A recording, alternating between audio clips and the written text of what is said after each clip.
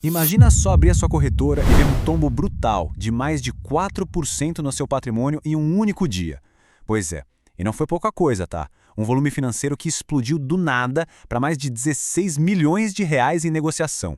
E o pior, um silêncio absoluto sobre o real motivo de tudo isso.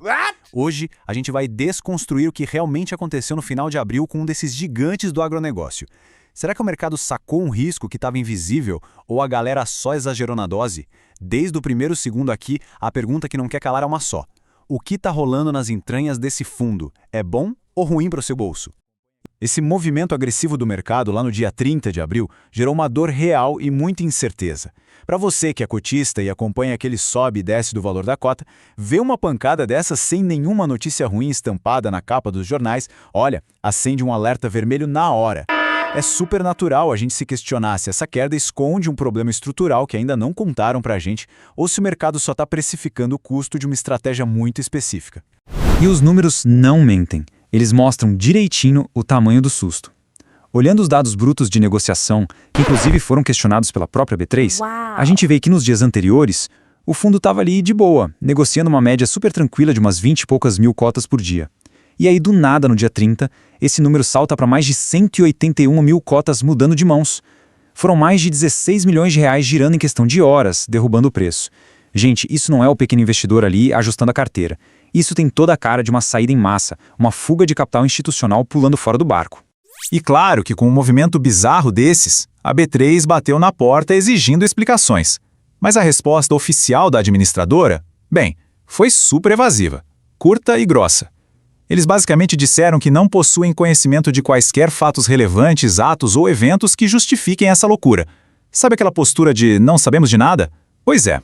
Quando a narrativa oficial é de que está tudo calmo, mas o mercado real está agressivo e vendendo feito louco, a nossa única saída é fuçar as engrenagens internas desse fundo para achar a verdade que eles não estão falando em voz alta. O que nos leva ao nosso primeiro ponto de análise. O motor híbrido traz mais risco ou proteção de verdade? Para entender o que assustou tanto o mercado, a gente precisa olhar para o coração do ativo. Esse não é um fundo de tijolo qualquer, tá? É um híbrido do agronegócio bem complexo que joga em duas frentes diferentes. De um lado, a gente tem o famoso Sale and Leaseback, que é quando ele compra a terra e já arrenda de volta para o próprio vendedor. Isso dá uma certa estabilidade para o contrato, mas, como o próprio relatório admite, dá uma bela travada na captura da valorização da terra, porque o produtor tem a opção de recompra. Do outro lado, tem o Land Equity, que é comprar a terra bruta para desenvolver. O potencial de lucro lá na frente, altíssimo, mas o custo atual é pesado. Isso amarra milhões de reais em conversões de solo que, na prática, não geram um único centavo de caixa livre hoje para pagar o seu rendimento mensal. E tem um detalhe na estratégia de Sale and Leaseback que esconde um risco super silencioso. Essas operações são amarradas com taxas pré-fixadas, ou seja, o gestor trava um contrato longo com uma taxa definida hoje. Mas e se a maré da economia vira? Se a taxa de juros sobe com força no mercado, o fundo fica lá, preso, recebendo aquele mesmo percentual, enquanto a renda fixa segura passa a pagar muito mais. A gente chama isso de compressão relativa de retorno. Basicamente, o cotista pode acabar travado no rendimento que, de uma hora para outra, perde totalmente a atratividade. E isso puxa o nosso segundo ponto, que é exatamente onde o calo aperta: os dividendos. A expectativa contra a dura realidade.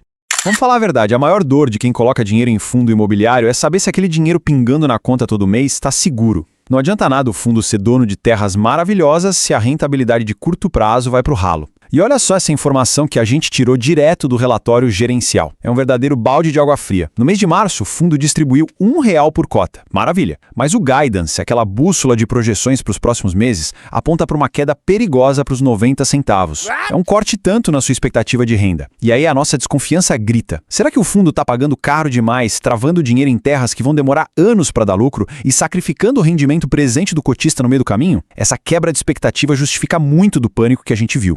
E as provas desse dinheiro travado estão bem aqui, no próprio terreno da Fazenda Clarão da Lua. Dá uma olhada no tamanho do trabalho. Áreas imensas passando por uma conversão pesadíssima, arrancando eucalipto para virar pasto e plantação de soja. É uma obra colossal. Só que, financeiramente falando, isso quer dizer que montanhas de dinheiro estão literalmente enterradas nessa terra agora, preparando o solo para um lucro lá na frente. Para crescer o patrimônio a longo prazo, excelente, mas, no curto prazo, terra em obra não paga aluguel gordo. O caixa fica para depois. E, para ser justo, o próprio relatório deles não esconde isso. Olha essa admissão claríssima de risco. Em cenário de elevação de juros, compressão relativa de retorno e perda de atratividade frente a alternativas de mercado. Transparência nota 10, mas que dá um frio na barriga. Aliás, se essa análise está fazendo sentido para você e clarear as ideias, já deixa aquele like aqui no vídeo porque isso ajuda demais o canal a continuar trazendo essas verdades à tona. E eu quero saber de você. Comenta aqui embaixo. Esse risco de juros altos com contrato pré-fixado te preocupa de verdade ou você enxerga isso como uma baita oportunidade para comprar a cota mais barata? Sabe o que te ajuda a atravessar esses ruídos loucos do mercado sem bater o desespero? Ter uma carteira sólida e rentável. Aqui no canal Beabá do Dinheiro, a gente abre o acesso às compras reais da nossa carteira previdenciária todo santo mês. A gente mostra a tese real que gera aquela grana consistente que paga os boletos e te dá a liberdade de focar no que você realmente quer fazer perto das pessoas que você ama, sem ficar refém do pânico na bolsa de valores. Então se inscrever aqui no canal Beabá do Dinheiro é o seu primeiro grande passo para acompanhar os ativos de perto e construir esse mesmo nível de tranquilidade. Indo agora para o nosso terceiro pilar. Vamos analisar a rede de segurança oculta que pouca gente presta atenção. Porque assim, apesar de todo esse susto com os dividendos caindo e o risco dos juros, analisar só o lado do pânico é erro de principiante. A gestão estruturou uns mitigadores de riscos superpoderosos que a gente tem que reconhecer, criando um baita colchão de proteção embaixo desse caos de curto prazo. Começando por esse número absurdo aqui, as terras costumam ser compradas com um deságio, um desconto mesmo, que vai de 30% a 50% em relação ao valor real de mercado. Gente, isso não é um detalhezinho. Isso é o verdadeiro oxigênio do fundo quando a crise bate. Se um inquilino quebra ou se a economia trava de vez, o fundo tem uma margem gigante para vender o ativo, sair no lucro ou pelo menos salvar 100% do seu capital investido inicialmente. É uma blindagem formidável contra calote.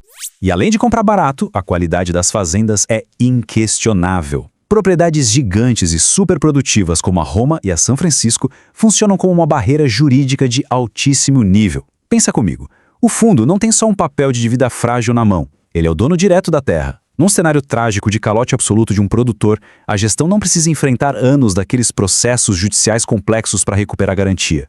A terra já está no nome deles, pronta para ser arrendada para outro gigante do setor amanhã mesmo ou vendida a mercado. Chegando agora na parte que interessa de verdade, o veredito financeiro. A grande jogada aqui, a verdadeira troca que você está fazendo ao investir ou segurar esse fundo, é exatamente essa. A queda de 4% não significa necessariamente que o ativo apodreceu, mas reflete uma impaciência enorme do mercado.